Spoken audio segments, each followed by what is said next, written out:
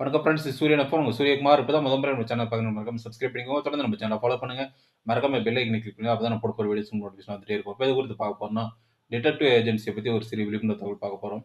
அதாவது பார்த்தீங்கன்னா, detective agency அப்படின்றது வந்து அ சீக்ரெட்டான விஷயங்கள வந்து ஃபைண்ட் அவுட் பண்ணி அவங்களுக்கு சொல்யூஷன் குடுக்குறது தான் டிடெக்டிவ் ஏஜென்சி.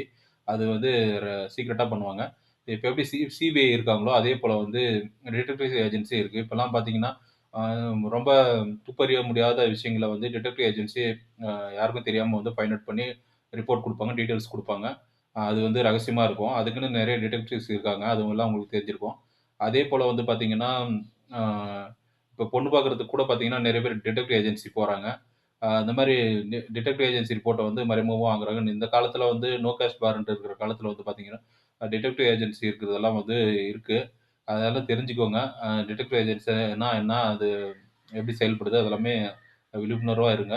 மக்களுக்கு வந்து இந்த அவேர்னஸ குடுக்கறதுக்காக தான் இன்னைக்கு வீடியோ போட்டோம். இது போன்ற அப்டேட்டுகளுக்கு தொடர்ந்து நம்ம சேனல ஃபாலோ பண்ணிட்டே இருங்க. சூரியகுமார், சூரியன் எஃப்எம். Thank you.